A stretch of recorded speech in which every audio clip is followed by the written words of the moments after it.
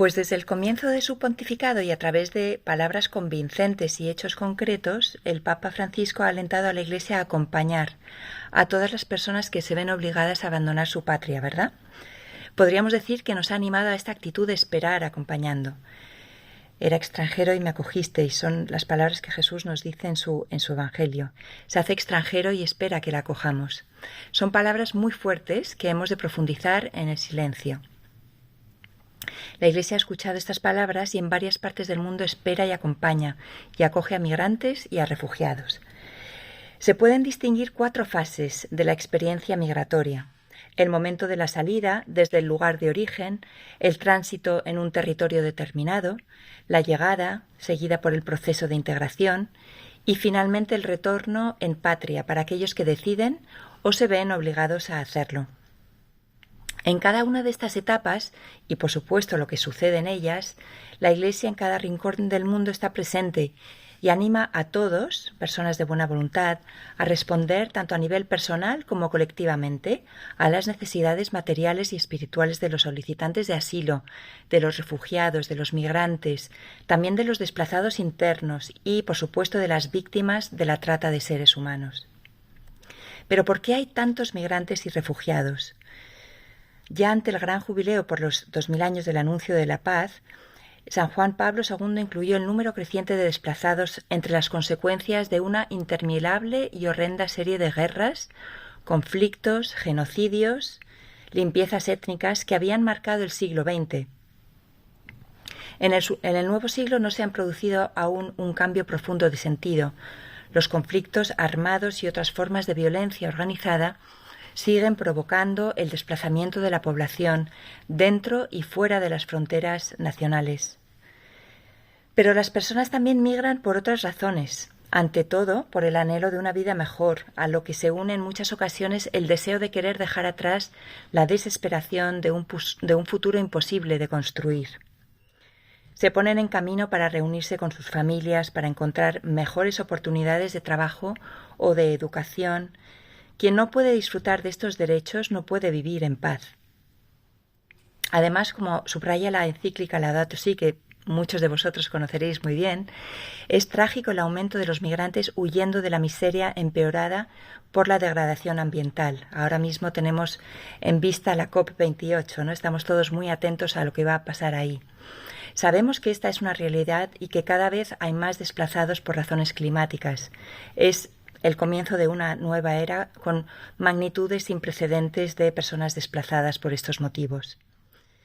En muchos países de destino se ha difundido ampliamente una retórica que enfatiza los riesgos para la seguridad nacional o el coste de la acogida de los que llegan, despreciando así la dignidad humana que se les ha de reconocer a todos, en cuanto que son hijas e hijos de Dios. Los que fomentan el miedo hacia los inmigrantes, en ocasiones con fines políticos, en lugar de construir la paz, siembran violencia, discriminación racial y xenofobia, que son fuente de gran preocupación para todos aquellos que se toman en serio la protección de cada ser humano. Ante esta actitud, el Papa Francisco nos anima a tener una mirada contemplativa. Nos dice: la sabiduría de la fe alimenta esta mirada, capaz de reconocer que todos, tanto emigrantes como poblaciones locales que los acogen, forman parte de una sola familia y todos tienen el mismo derecho a gozar de los bienes de la tierra, cuya destinación es universal, como enseña la doctrina social de la Iglesia. Aquí encuentran fundamento la solidaridad y el compartir. Estas palabras nos remiten a la imagen de la Nueva Jerusalén. El libro del profeta Isaías, en su capítulo 60, y el Apocalipsis, en el capítulo 21, la describen como una ciudad con puertas siempre abiertas para dejar entrar a personas de todas las naciones que la admiran y la colman de riquezas. La paz es el gobernante que la guía y la justicia el principio que rige la convivencia entre todos dentro de ella.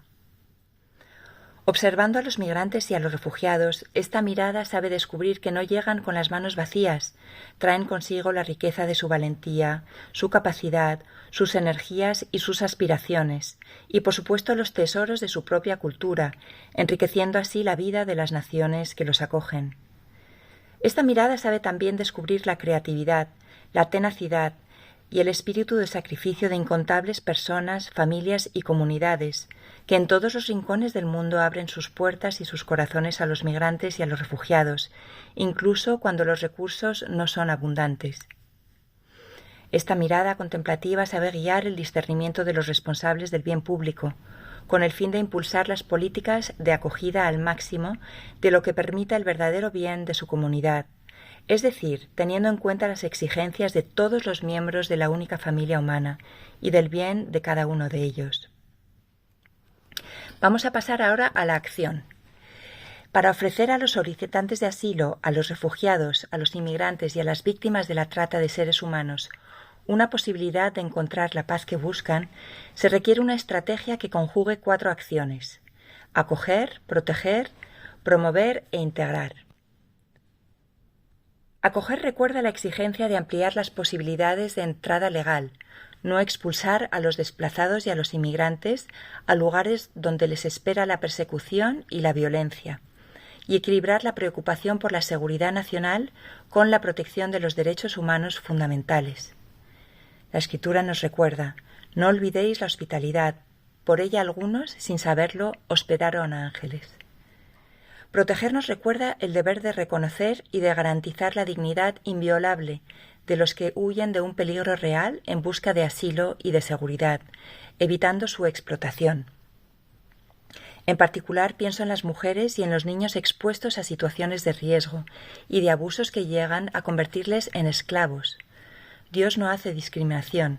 El Señor guarda a los peregrinos, sustenta al huérfano y a la viuda.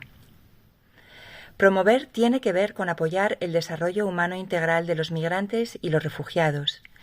Entre los muchos instrumentos que pueden ayudar a esta tarea, deseo subrayar la importancia que tiene el garantizar a los niños y a los jóvenes el acceso a todos los niveles de educación.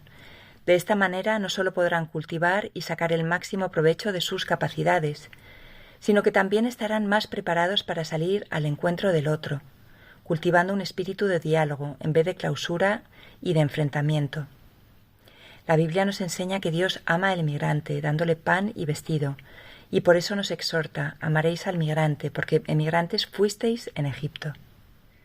Por último, integrar significa trabajar para que los refugiados y los migrantes participen plenamente en la vida de la sociedad que les acoge, en una dinámica de enriquecimiento mutuo y de colaboración fecunda, promoviendo el desarrollo humano integral de las comunidades locales. Pero nos vamos a detener ahora en el verbo acoger, que es un poco lo que nos atañe en estos momentos. Acoger significa, como decía antes, incrementar rutas seguras y legales para migrantes y refugiados. La decisión de migrar debe ser libre y voluntaria.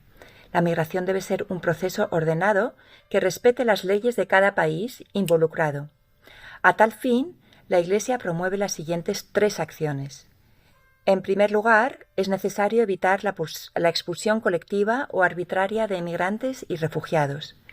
El principio de no devolución debe respetarse siempre. Los migrantes y los refugiados nunca deben ser devueltos a un país que se considera inseguro.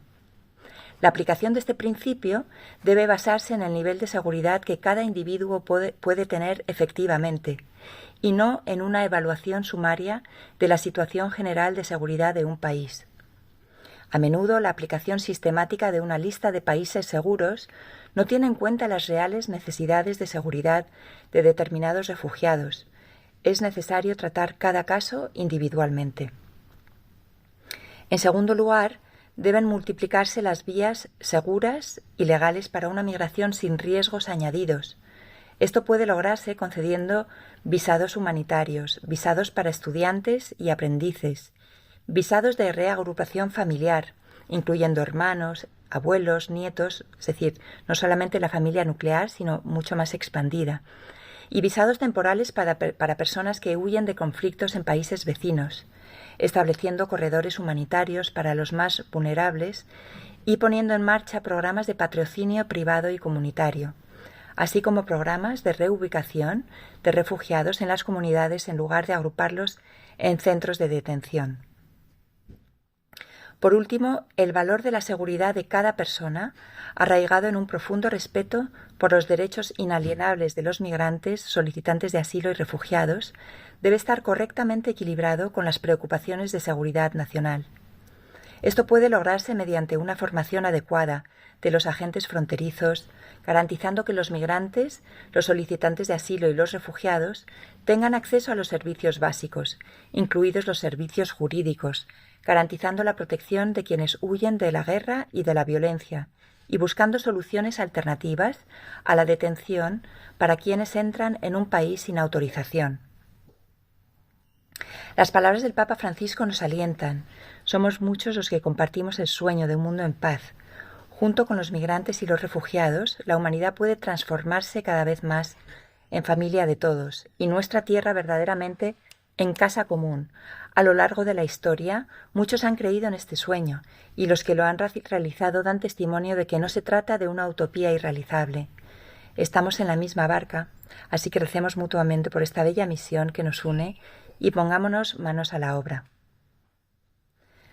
Los invito a todos a unirse en este importante ejercicio de contemplación y acción, de incidencia política y pública, cada uno de acuerdo con sus propias posibilidades. Y con esta principal pregunta: ¿estoy activamente escuchando el grito de los pueblos y el clamor de la tierra? ¿Qué puedo hacer en mi vida concreta, aunque parezca insignificante?